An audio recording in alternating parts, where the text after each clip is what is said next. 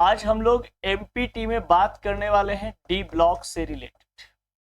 D block से related आप लोग को वीडियो दे दिया गया है यूट्यूब पे, आप इसको पढ़ सकते हैं। वहां पे इस चैनल से रिलेटेड मॉडर्न पीरियोडिक टेबल से रिलेटेड बात को बताया गया था।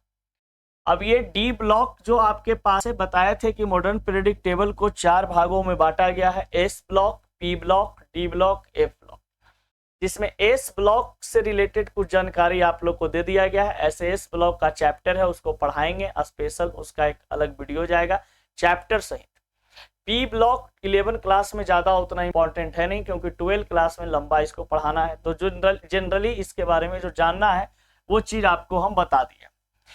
पी ब्लॉक बता दिए। डी ब्लॉक से रिलेटेड कुछ कुछ बातों को स्टडी करना है कि पी ब्लॉक, क्योंकि P block, D and F block आपको 12 क्लास में एक चैप्टर के रूप में पढ़ना होता है, समझ गए।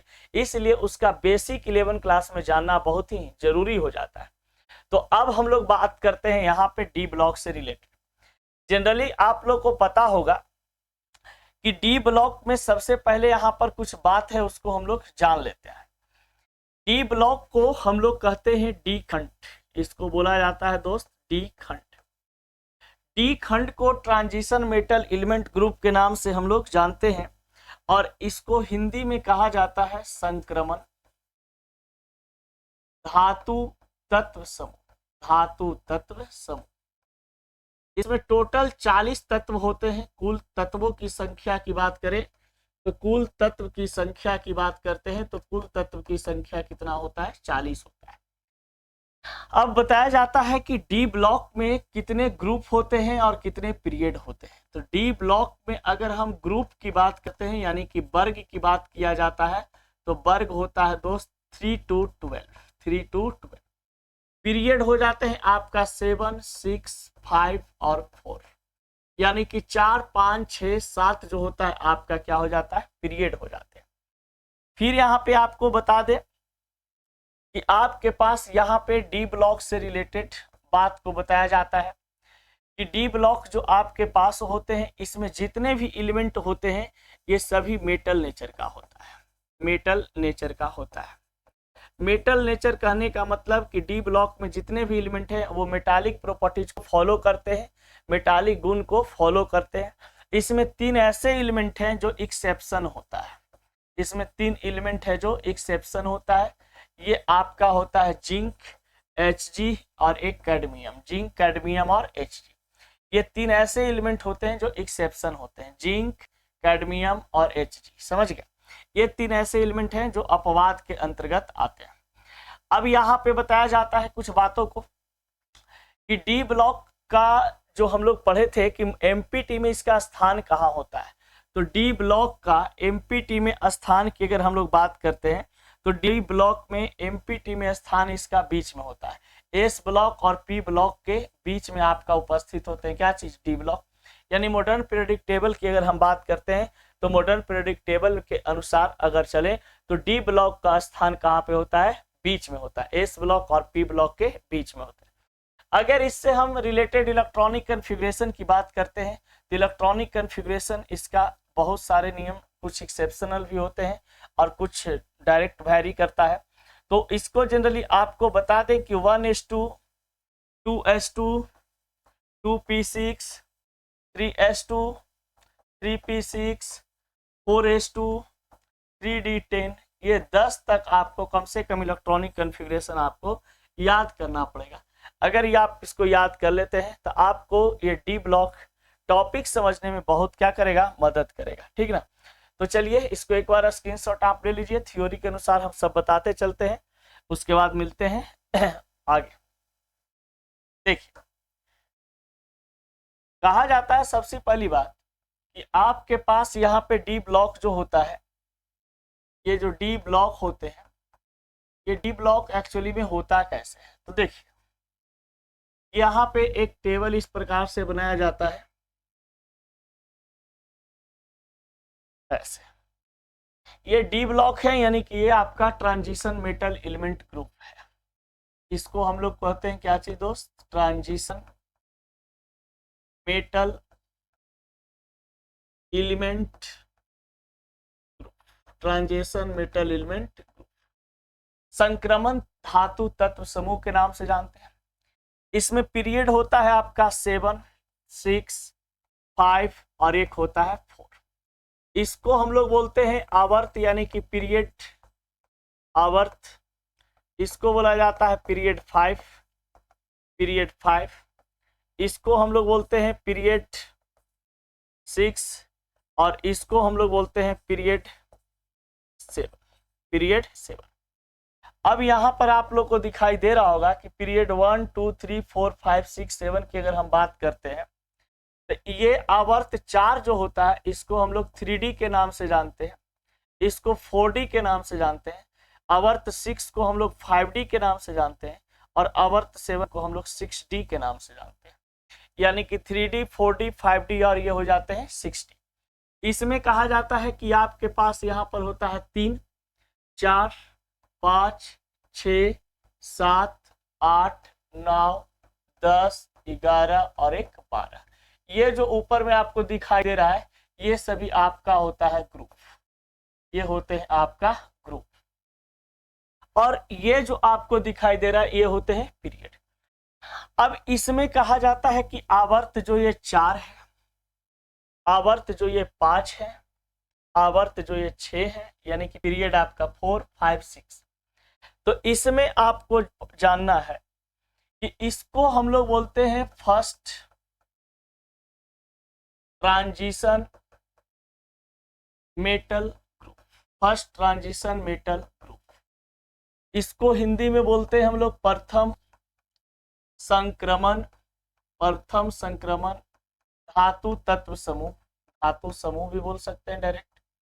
इसको बोला जाता है सेकंड ट्रांजिशन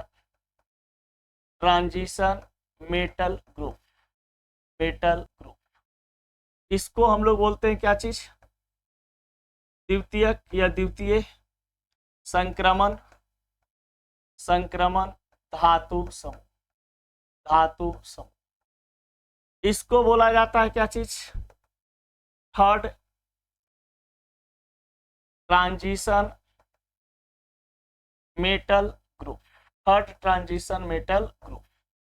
यानी कि इसको बोलते हैं हम लोग तृतीयक संक्रमण धातु समूह। इसको बोला जाता है दोस्त fourth transition metal group, fourth transition metal group, जिसको हम लोग कहते हैं क्या चीज, चतुर्थ संक्रमण धातु समूह। ये 4 हमारे पास डी ब्लॉक में आता है कैटेगरी, जिसको हम लोग बोलते हैं first transition metal group, second transition metal group, third transition metal group और एक होता है आपके पास फोर्थ ट्रांजिशन मेटल ग्रुप। अब यहां पर देखिए इसमें कहा जाता है कि टोटल 10 एलिमेंट होते हैं, 10 एलिमेंट होते हैं। इसमें भी आपका टोटल 10 एलिमेंट होते हैं, इसमें भी आपका 10 एलिमेंट होते हैं, 10 एलिमेंट होते हैं, इसमें भी आपका 10 एलिमेंट होते हैं। अब ये टोटल अगर बात करते हैं डी ब्लॉक का तो कुल 40 तत्व होते हैं। डी ब्लॉक से रिलेटेड कितने तत्व होते हैं, 40 तत्व होते हैं। इसमें कहा जाता है कि एटॉमिक नंबर की बात करते हैं तो atomic number first transition metal group में यानी कि आवर्त 4 में 21 से लेकर के 30 तक होता है, 21 से लेकर 30 तक। इसमें आपका बात किया जाता है तो 39 से लेकर के 48 तक होते हैं। इसमें बात किया जाता है एटॉमिक नंबर का तो इसमें एक होता है 57, फिर 58 से 71 और 72 से आपका चल जाता है 80, यानी कि एक 57 होता है और उसके बाद 57 के बाद 58 से 71 तक एफ ब्लॉक में चला जाता है लेंथेनाइट्स में, तो 72 से डायरेक्ट 80 तक फिर इसमें आते हैं। इसमें कहा जाता है कि एटॉमिक नंबर कितने आते हैं तो एक होता है 89 और उसके बाद 90 से 103 और यहाँ पर 104 से लेकर के कहाँ तक 112 तक, ये 112 तक। यानी कि एटॉमिक नंबर आप यहाँ पर आप आराम से देख सकते हैं कि ये होता है स्कैंडियम से लेकर के जिंक तक, इसमें आपका होता है आपका यहाँ पे कैडमियम तक, ड्यूटेरियम से कैडमियम तक, और ये होते हैं आपका लैंथेनम से लेकर के कहाँ तक Hg तक, समझ। इस प्रकार से ये हुआ आपका डी ब्लॉक से रिलेटेड डायग्राम। इसको एक बार आप अपने स्क्रीनशॉट ले लीजिए कि आपको लिखने में ये मदद करे, ठीक ना। चलिए आगे बढ़ते हैं। अब यहाँ पे बताया जाता है क्या चीज कि जो यहाँ पे एलिमेंट आपके पास दिए हुए थे, total element atomic number 3D 4D 5D 6D इस सब के नाम से हम लोग जानते हैं इसको। अब कहा जाता है क्या चीज, उसके बारे में जरा सा देखिए कि डी ब्लॉक जो एलिमेंट होता है उसको कैसे हम आइडेंटिफाई करेंगे, यानी कि डी ब्लॉक एलिमेंट को हम कैसे पहचानेंगे कि ये डी ब्लॉक एलिमेंट है। तो देखिए बहुत आसान है। सबसे पहली बात कि कोई अगर आपके पास एलिमेंट रहता है, मान लिया जाए कि कोई आपके पास एलिमेंट दे दिया गया है, अब इसके बारे में पता करना है कि ये एलिमेंट किस ब्लॉक से, मॉडर्न प्रेडिक्टेबल के किस ब्लॉक से गुजर रहा है। तो कैसे हम आइडेंटिफाई करेंगे, तो बहुत आसान। सबसे पहली बात बाबू कि इसको इलेक्ट्रॉनिक कन्फिग्रेशन कर लेंगे। इलेक्ट्रॉनिक कन्फिग्रेशन करोगे तो आपको पता चल जाएगा कि जो लास्ट इलेक्ट्रॉन है ये आपका डी सबसेल में जा रहा है, डी सबसेल में जा रहा है। जब डी सबसेल में हमारा लास्ट इलेक्ट्रॉन जाएगा तो हम साफ साफ कह देंगे कि ये एलिमेंट हमारा किस ब्लॉक का है, तो डी ब्लॉक का है। जैसे मान लिया जाए स्कैंडियम, परमाणु संख्या 21 होता है। इस एलिमेंट का इलेक्ट्रॉनिक कन्फिग्रेशन आप कीजिए, आपको खुद पता चल जाएगा। 1s2 2s2 2p6 3s2 3p6 4s2 3d1। देख अब यहां पर आप देख रहे होंगे कि इलेक्ट्रॉनिक कन्फिग्रेशन जो हम किए हैं इसमें ये लास्ट इलेक्ट्रॉन है, लास्ट इलेक्ट्रॉन है। तो लास्ट इलेक्ट्रॉन 1 जो है ये किस में जा रहा है, डी में। तो डी में जा रहा है यानी कि डी सबसेल में जा रहे हैं। तो डी सबसेल में जा रहा है तो हम तुरंत पकड़ लेंगे कि ये जो हमारा स्कैंडियम है ये किस ब्लॉक से बिलोंग करता है, डी ब्लॉक से। अब देखिए डी ब्लॉक से जब ये बिलोंग कर रहा है तो बहुत ही आसानी से इसको हम क्या करेंगे, ऐसे पकड़ लेंगे।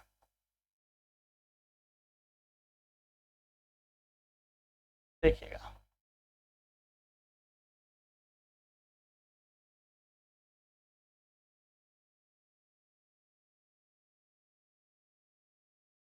देखिए अब यहां पर क्या करना है कि जो डी में इलेक्ट्रॉन हमारा गया है इसको इसके साथ, इसके पीछे वाला जो डी के पहले क्या आ रहा था आपका 4s, इसको यहां से उठाएंगे और कहेंगे कि चलो बाबू खोपचा में, इसको खोपचा में लाएंगे 4s2 और 3d1, 4s1 3d1।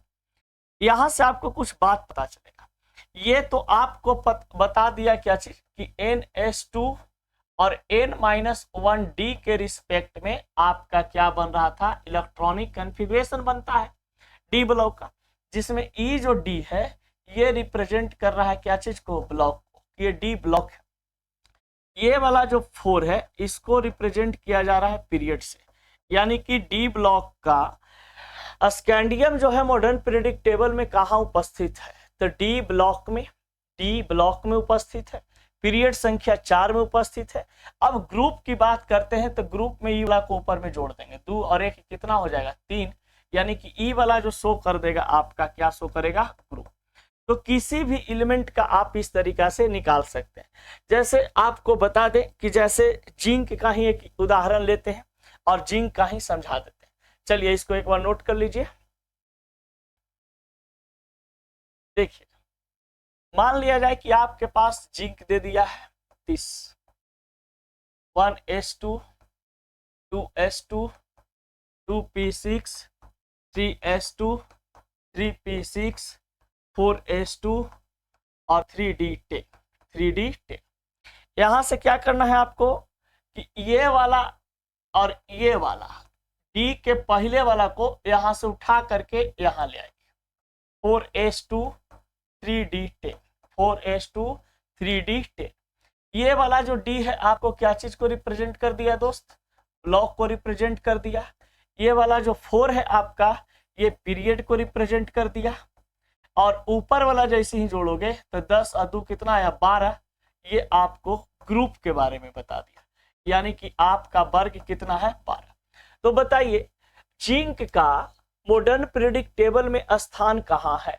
तो जिंक का मॉडर्न पीरियोडिक टेबल में स्थान डी ब्लॉक के पीरियड संख्या 4 में और ग्रुप 12 में उपस्थित है कि नहीं? अभी तो लिखवाए थे कि सबसे लास्ट में क्या चीज आता है, जिंक आता है, उसको आप आराम से ऐसे अचीव कर सकते हैं। ये हुआ डी ब्लॉक से रिलेटेड। अब देखो बहुत सारा लोग सोचते हैं कि डी थ्योरी सर आप नहीं लिखवा रहे हैं, तो देखो थ्योरी तो आपका दोस्त कॉपी में, किताब में, पीडीएफ में, गूगल पे भरा पड़ा है, समझ गया। अब थ्योरी लिखवाएंगे तो टाइम वेस्ट तो होगा ही आपका, अब मेरा भी टाइम वेस्ट होगा। तो कम समय में बेहतर तैयारी करने के लिए आपका ये सबसे अच्छा प्लेटफॉर्म है, समझ गए, कि कम समय में हम ज्यादा से ज्यादा तैयारी कर लें जिसमें किसी प्रकार का कोई दिक्कत नहीं हो, समझ गए। अब देखिए डी ब्लॉक में एक इंपॉर्टेंट टॉपिक आता है दोस्त, पैरामैग्नेटिक एंड डायमैग्नेटिक, समझ गए, कि कैसे बहुत सारे ऐसे एलिमेंट होते हैं जो डी ब्लॉक के एलिमेंट पैरामैग्नेटिक नेचर का होता है, डायमैग्नेटिक का कम होता है। तो पैरामैग्नेटिक डायमैग्नेटिक होता क्या है? तो बहुत आसान शब्दों में यहाँ पे बता देते हैं आपको, देख लीजिए। कहा जाता है पैरामैग्नेटिक,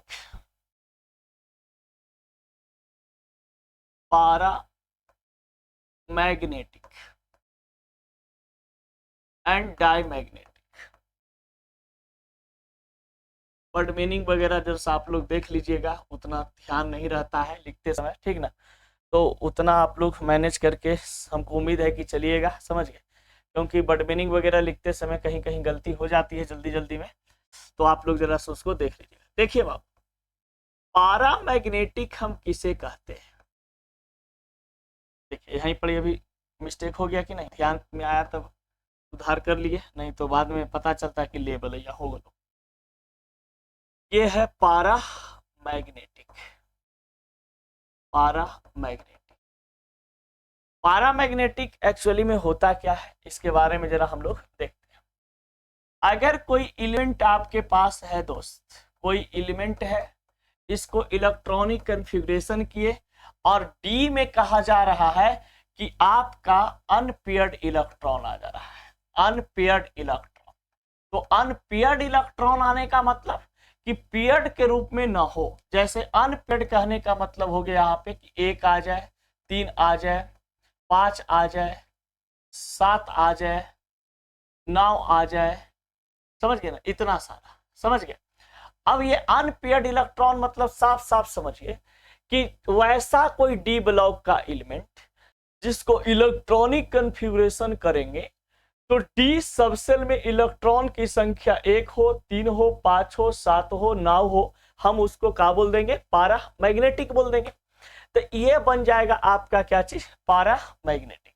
जैसे देखिए इसका डिफिनेशन आराम से लिख सकते हैं कि which element having unpaired electron in D subshell that is called paramagnetic, समझ गए।